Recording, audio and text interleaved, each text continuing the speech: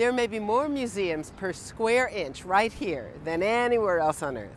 Here on our National Mall in Washington, D.C. is the heart of the Smithsonian Institution, the world's biggest museum complex. In fact, America is a land of museums, coast to coast, right in the middle of the mad dash of life. America's museums are places of solitude, sanctuary, and discovery.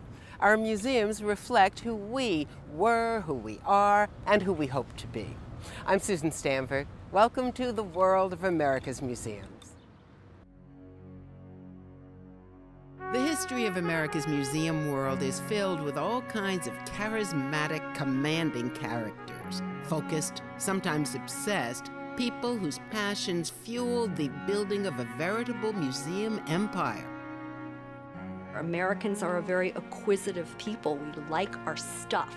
And the kind of stuff that we like and the kind of stuff that we collect has changed as our society has developed, and so too have museums. The first museum on American soil was started in 1773.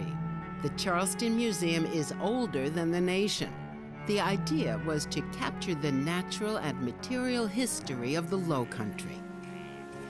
200 years later, the museum's archaeologists are still digging history right out of the dirt. As we get deeper, hopefully we'll get a separate 19th century layer and a separate 18th century layer. Museums are not all the same. There are some that are so traditional, that are ripe with objects and long labels. The light reflects off of me. There are others that are really driven by technology and innovation.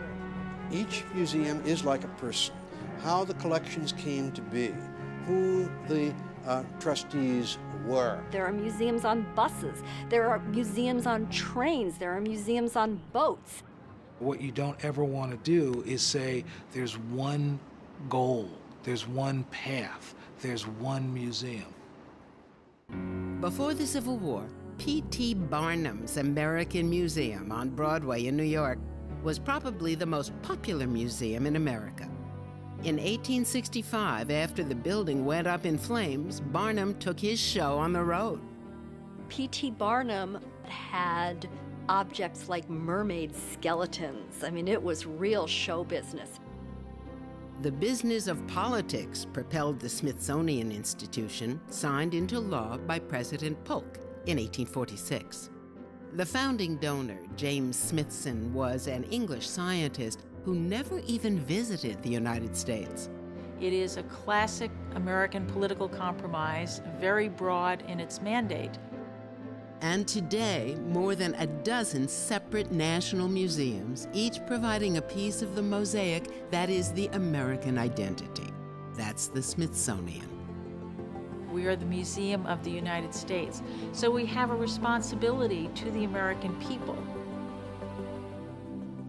Initially, there was simply one museum at the Smithsonian, a single United States National Museum.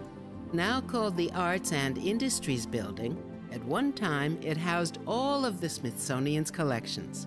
And one of my more favorite photographs are some of the airplanes over the top of the presidential China collection.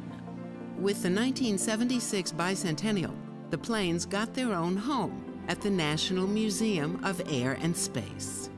Going from the Wright brothers, through Lindbergh, through the X-15, through the Apollo landing on the moon, you make me realize that it's not that far a leap from when we were only up for 15 seconds with the Wright flyer to getting to the moon. That this is not about great forces. It's about individuals bringing creativity, science, hard work, and a bit of luck to the table.